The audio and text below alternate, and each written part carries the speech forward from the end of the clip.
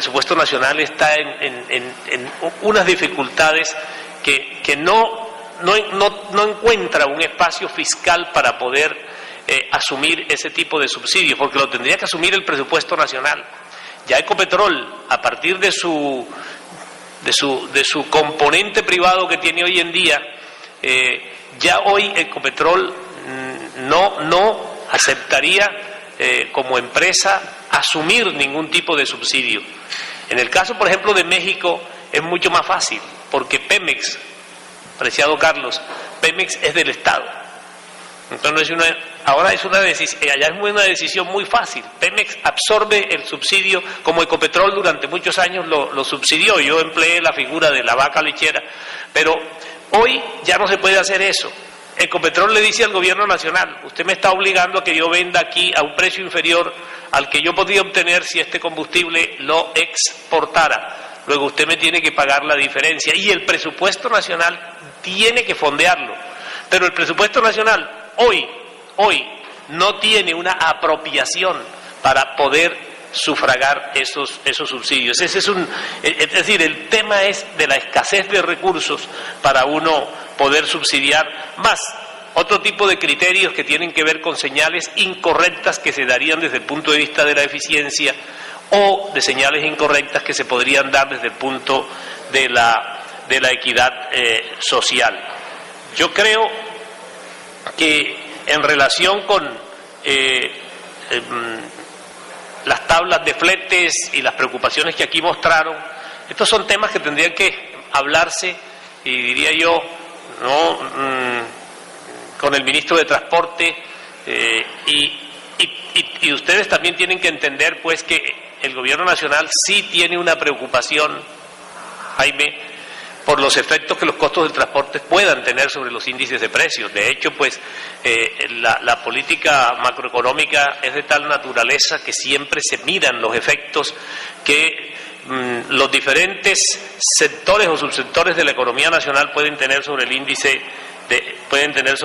de precios. Nosotros creemos que sí es importante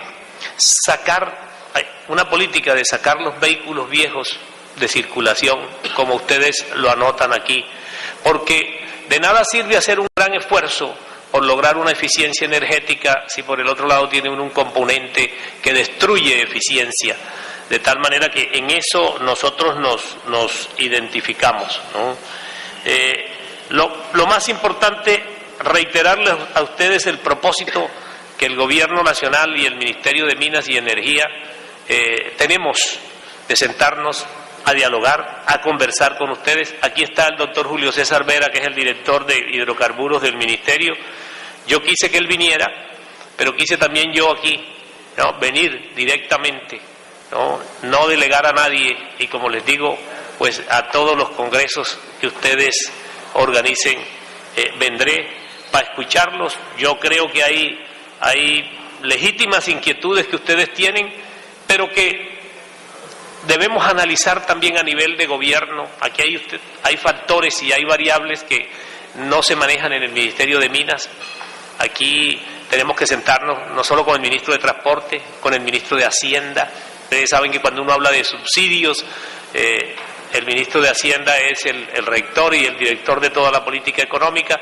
O sea, nosotros podemos reunirnos y concertar con otros ministros, y tengan la seguridad que nosotros, que tenemos contacto con ustedes, y el ministro de Transporte, que también tiene contacto con ustedes, pues seremos siempre voceros de vuestras inquietudes y las analizaremos tomando las medidas que más le convengan a los intereses nacionales. Pues muchísimas gracias, doctor Jaime, por la invitación, y muchas gracias también a todos ustedes. En estas agendas angustiosas tenemos que cumplir otros compromisos, pero sigan con este encuentro que además me ha impresionado mucho.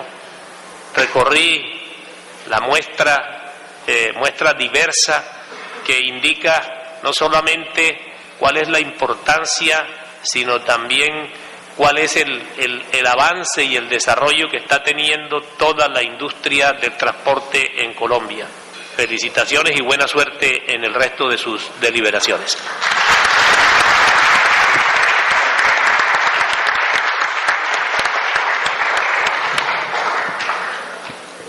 Nuevamente muchas gracias.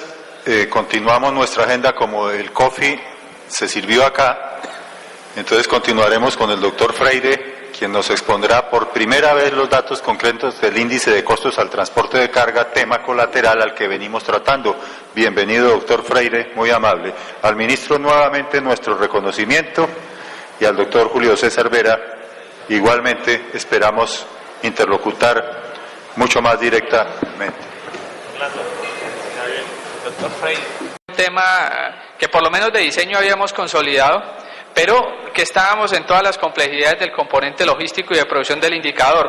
Hoy, como dice el doctor Sorzano, un año después podemos mostrar ya algunos resultados y podemos hacer unos comentarios generales sobre el mismo, entre los cuales evidentemente ya vamos a tener discrepancias por ciertas cifras que se han citado, pero como alguno de sus colegas decía también en términos de los números y de las cifras, pues es un tema que debemos revisar y mirar constantemente.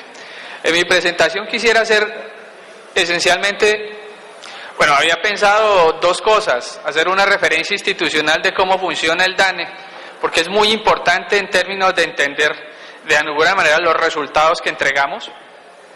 El segundo componente relacionado con un tema metodológico muy corto del ICTC y finalmente los resultados. Pero creo que hay una tercera parte que el doctor Steiner, gracias, me delegó un poco, y era intentar explicar algún indicador adicional de los que el DANE ha entregado recientemente. Entonces vamos a intentar evacuar todo eso.